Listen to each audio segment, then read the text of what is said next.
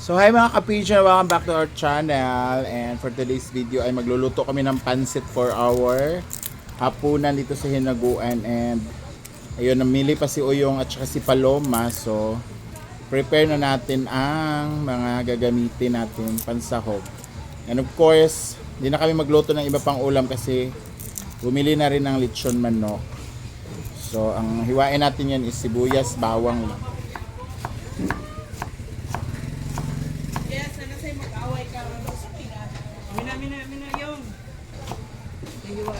Awayan. Ano naman, hiwa naman to dati. Hiwa na yun. Sibuyas na lang. Ang sibuyas na lang ito. Yan. So nandito na pala sila guys, tamang-tama. Ano yun ito? Doon. Nagtatanong na si Brenda. Kasi maaga daw matapos yung pickleball at maraming magte-tent doon.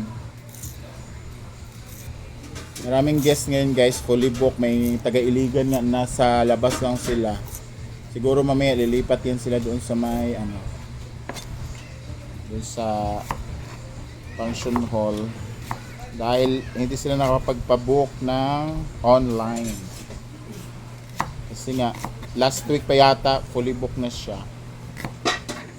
Kasi nga diba, wala ng klase yung mga estudyante.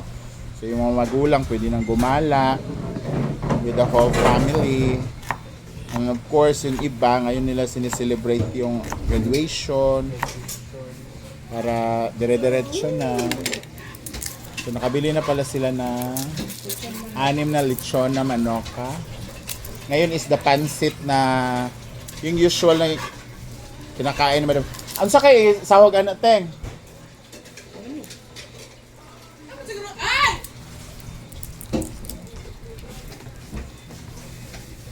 Nahurot na day ang kuan?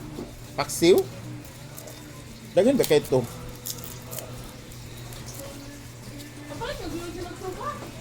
Wala man, mura man na ilang giingon.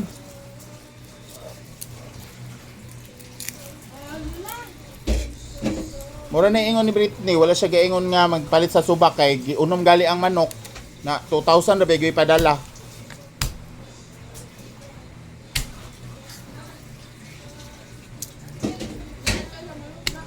Naay? May karne? Ipakuan pa na.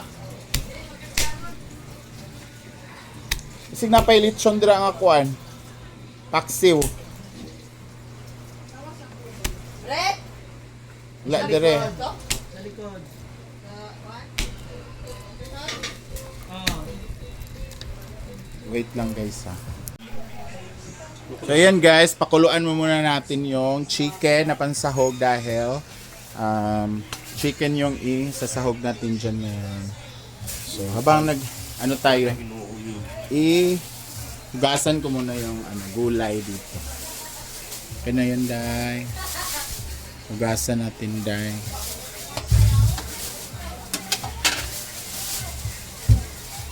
Ang binili namin is chop na para mabilis na siya. Hugasan na lang. Dagdagan na lang to ng bell pepper. Marami namang bell pepper dyan. Bitong kuan day be, kana day stainless kay. Apil yung pansit, di ba? Hugasan.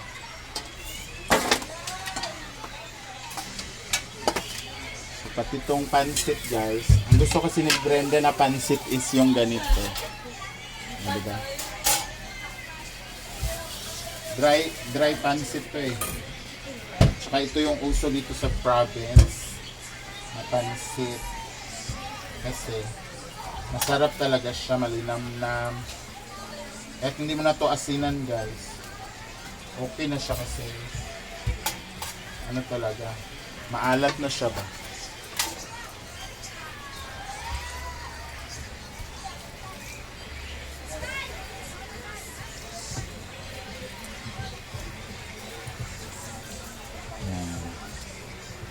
Ganyan lang. Patulo na lang natin siya dyan.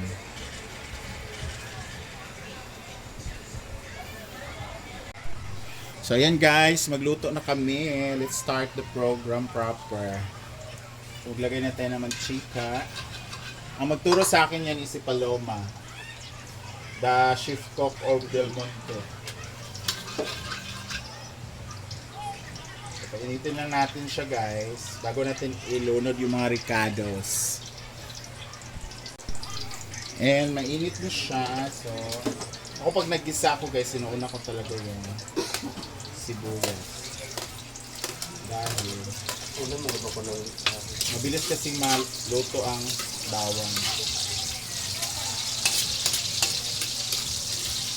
Tapos pag makita mo siyang nag-ano na siya, translucent na.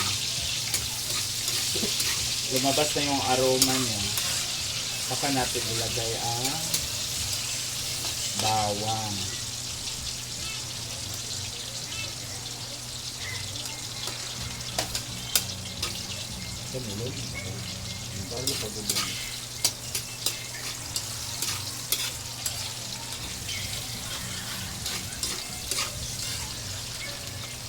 Dapat pag nagisa kayo guys, huwag niyong bitinin sa ricados kasi isa yan sa nagpapabango, nagpapasarap, nagbibigay aroma ng iyong mga niluluto. Na kailangan kompleto ricados. Pero kung wala naman talagang pambili, bawang sibuyas lang doon.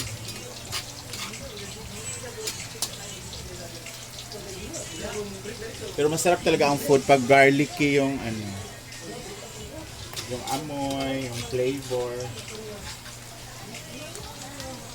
Ito na eh. Ilunod ko na rin yung bell pepper. Kasi nagbibigay din yan ng aroma. Cheerleading? guwapa bang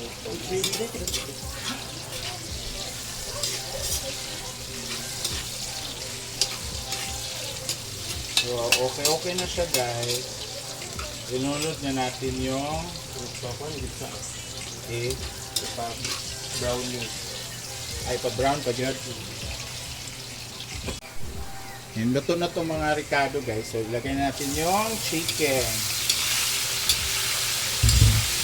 So, yung chicken guys ay dapat ano talaga lutuin to. Kasi pinakuluan lang namin to kasi frozen. Ayan, maglagay na tayo ng bell pepper, no? Ay, black pepper. Yung durog. Para manuot na agad yung lasa. Masarap kasi pag maraming black pepper ilagay.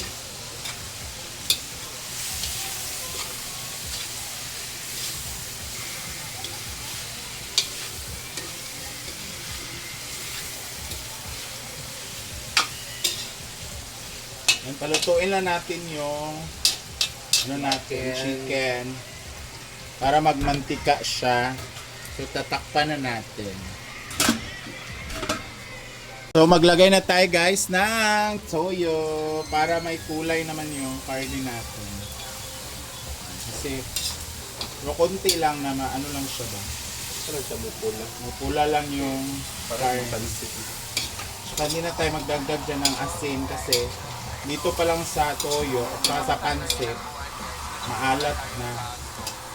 So parang adobohin na natin yung chicken bago natin siya ilunod yung mga gulay.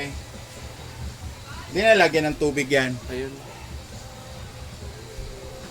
Takpan natin ulit for about 3 minutes.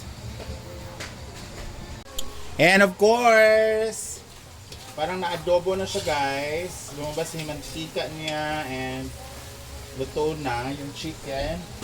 Naugasan ko na to guys ha, yung ano natin, gulay. So ilagay na natin siya.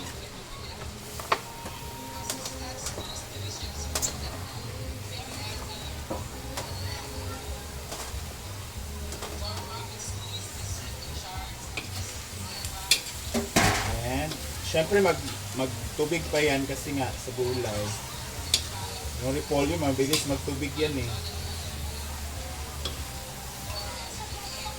So, halukayan lang natin siya bago natin maglagay ng oyster dito. So, maglagay na tayo ng oyster, guys. And mamaya na talaga natin siya timplahan ng pampaalat, pampasarap pag nalunod na yung pansit kasi yung pansit ay maalat na. So, very ano.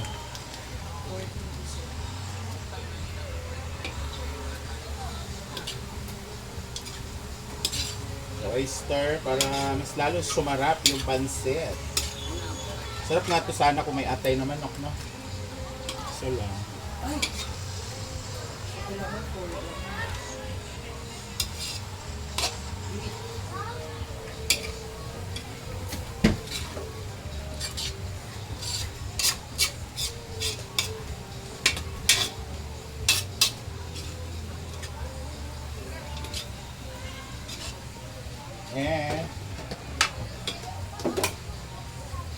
Huwag na natin masyadong lutuin tong gulay ka na madurog masyado.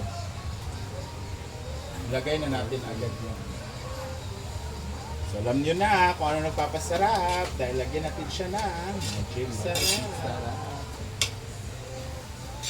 Yan, so lagay na natin yung pansit natin. Kaya ako isang ano din. Isa pang ganito. Yun sa dulo. Yan na lang. Or yung isa, yung maluto. So, haluin na natin siya ng bonggang-bongga para combine na yung gulay, karne, pansit, pampalasa, etc. etc. So, pinamala lang to guys or walang sabaw ba? Dito kasi yung masarap dito sa probinsya guys. Parehas kami ng papunta, pero yung pag-uwi ko, mga ano na siguro, gawin na lang natin yung 20. Pero 18-20 na lang ako. Ayan.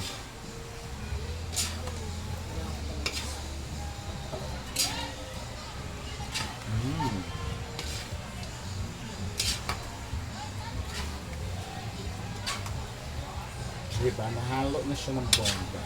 Aray!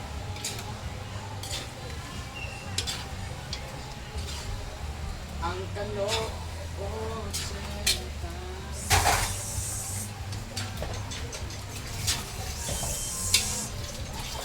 Wala tayo katungkuan, no? Nor seasoning, anaday, oh. Hindi to, be. Para mas lalo siyang sumarap, guys, lagyan natin siya na nor seasoning. Kasi ito yung nagpapabango lalo sa mga niluluto. Bako! No!